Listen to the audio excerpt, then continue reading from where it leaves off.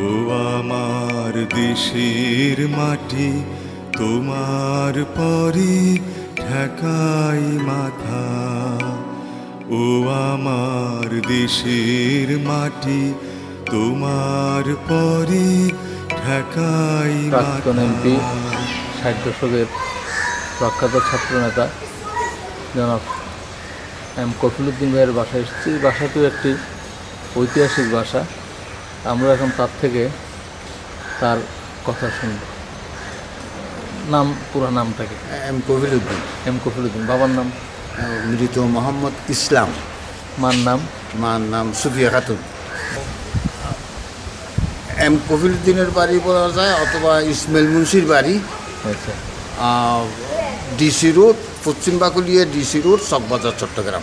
একটু কোন ইয়ারে পাস করছে? মেট্রিক 59। কোন স্কুল থেকে?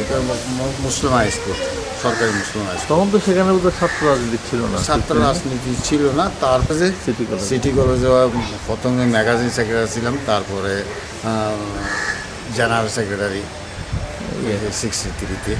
63-তে জেনারেল সেক্রেটারি। তখন সিটি কলেজে আপনাদের সাথে কন্টেম্পোরারি নেতা কারা কারা ছিল মনে আছে? মানে সেখানে তখন পার্টিগতভাবে তেমন বেশি ইয়ে ছিল না। আমার আগে মন্নান ভাই সেক্রেটারি ছিলেন, তারপরে আমি, আমরাই মোটামুটিভাবে ক্রমণীয় আর কি। সেখানে চিত্রশালের শিক্ষা কমিশনের, ওই সম্পর্কে কিছু মনে আছে? হ্যাঁ, শিক্ষা কমিশনের আন্দোলন, মানে হামিদুর রহমান শিক্ষা কমিশন বাতিল করতে হবে, এই ব্যাপার নিয়ে আমরা মিটিং, মিছিল, আন্দোলন, সংগ্রাম করতাম।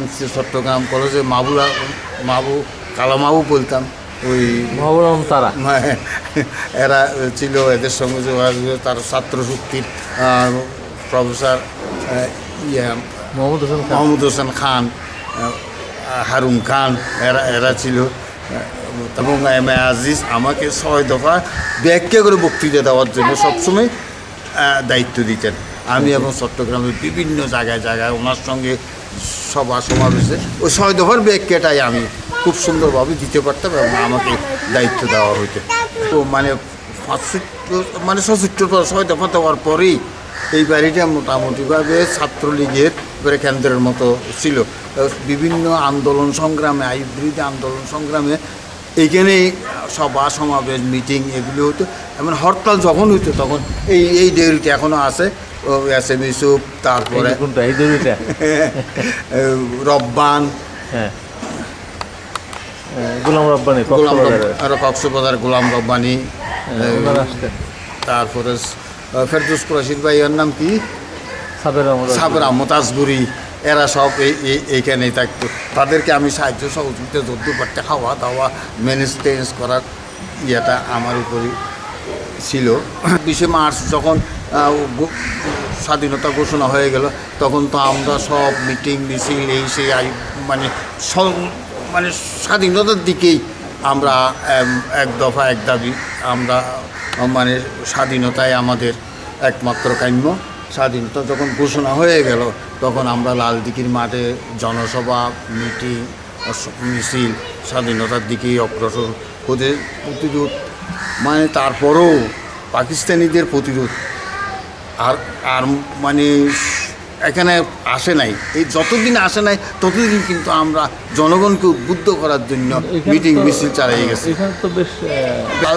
হাজারীগুলিতে আমাদের শ্রমিক লীগের অফিসে আমাদের অবস্থান ছিল। সেখানে খাওয়া দাওয়া বিভিন্ন দিক থেকে চাউল এগুলি আসতো। পাকিস্তানিরা একেবারে এসে গেল। আমরা আস্তে আস্তে দাপে ও ভারতের দিকে অগ্রসর হতে, প্রথমে ফরিদপুরি, তারপরে রামগড় হইয়া উদয়পুর, এই ভারতের সীমানায় পার হয়ে গেলাম। সেখানেই আমরা মুক্তিযুদ্ধকে সংগঠিত করার জন্য ভূমিকা পালন করতেছি, কাজ করতেছি।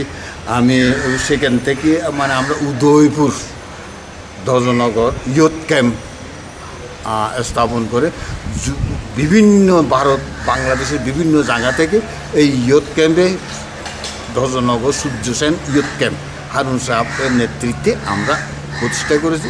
সেখানে যারা যুবকরা আসতো, আমরা সেখানে কিছুদিন রেখে ভারত সরকারের সহযোগিতায় ভারতের বিভিন্ন ট্রেনিং ক্যাম্পে চলে যেত। এইরকম প্রায় জড়ো করতে করতে কয়েক দফায় প্রায় 2000-এর মতো যুবককে আমরা ভারতে, চিটাঙের চিটাং না, বিভিন্ন দিক থেকে আসতো, ও ত্রিপুরার। আমরা যে বাংলাদেশ চেয়েছি, যে মানে সুখী সমৃদ্ধশালী সুন্দর বাংলাদেশ, সেটা তো মোটেও হয় নাই। সেটার এখন তার কাছেও আমরা যেতে পারি নাই। আমরা এই মনে করি নাই যে মানে বাংলাদেশ স্বাধীন হওয়ার পর একটি শ্রেণী লুটপাট করে এই দেশটাকে একেবারে অধঃপতনের চরমসীমায় নিয়ে যাবে, সেটা আমরা কল্পনাও করি নাই। আমাদের চিন্তা চেতনায় একটা দেশ আমরা পাকিস্তানিদের থেকে উদ্ধার করব, দুর্নীতিমুক্ত সুন্দর সমাজ গড়ে তুলব, এদেশের মানুষ অন্ন বস্ত্র শিক্ষা চিকিৎসা বাসস্থানের নিশ্চয়তা পাবে, এই ধারণা নিয়ে আমরা যুদ্ধ করেছি, সংগ্রাম করেছি, আন্দোলন করেছি। ও আমার দেশের মাটি, তোমার পরে ঠেকাই মাথা।